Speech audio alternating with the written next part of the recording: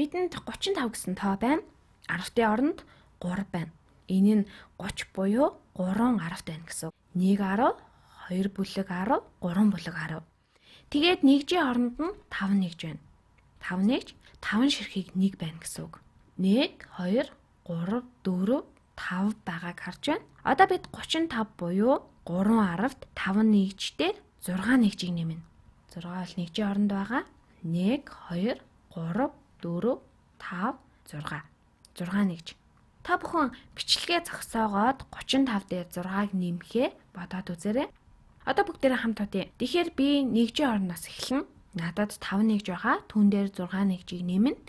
Энэ бүгд нийлээд хэд гарах вэ? 5 нэгжтэй нэмэх нь 6 нэгж чинь. Энэ нь 11 нэгж гарах ба 11 нэгж надад 3 10-т байсан. Тэгэхээр бидэнд одоо 3 10-т 3 10-т дээр нэмэх нь 11 нэгж гэж бичиж болно. Одоо бидэнд нэг жижиг асуудал гарлаа. Тэр юу вэ гэхээр бид нэгжийн орон дээр ер нь ямар ч тоо орон дээр 2 оронтой тоо бишиж болохгүй. Энэ нь 311 гэсэн тоо биш юм. Энд 3 10-т 11 нэгж байгаа.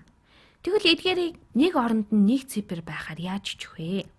Тэгэхээр би тийг 1 2 3 4 5 6 7 8 9 ашиглана. Бас нэг байгаа нэгийг нэмнэ. Нэгийг чинь хардаа надад 10-т үүсгэх хангалттай олон нэгж байна. Эдгээрээс би 10-ыг нь авчиж чадна. Эндээс 10-ыг нь аваад нийлүүлье. 1 10-т шинээр үүсгэе.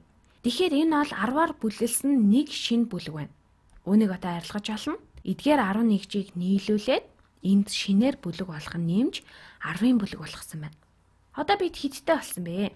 Бид шинээр бүлгэлсэнтэйгээ нийлээд 1 2 3 4 10-ттай болсон байна.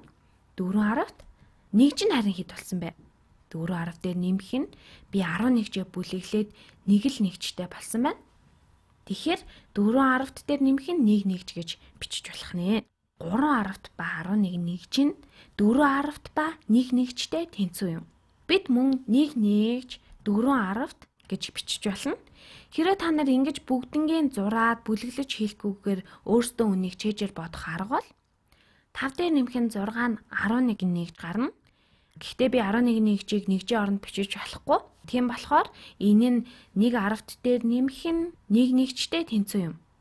Заримдаа 5 дээр нэмэх нь 6 бол 11 гэдгийг 5 дээр нэмэх нь 6 бол 1 10-т дээр нэмэх нь 1 нэгж гэж хэлж болно. Энэ нь 11. 11 гэсэн тоотой адил юм. Бид 11 гэж бичихдээ нэгийг нь 10-ын оронд, нэгийг нь нэгжийн оронд нь бичнэ. 5 дээр нэмэх нь 6 нь 11-тэй тэнцүү гэдэг бол 1 10-т 1 нэгжтэй адил юм. Эдгээрийг нэмбэл 1 10-т дээр нэмэх нь нөгөө 3 10-т тэнцүү 4 10-т болж байна. Юу болоод байгааг жинхнээсээ ойлгосоо гэж хүсэж байна. Та нар хэлэхдээ зүгээр л 5 дээр нэмэх нь 6 бол 11, тиймээс нэгийг нь 10-ын оронд, нэгийг нь нэгжийн оронд бичнэ гэж хэлж байна.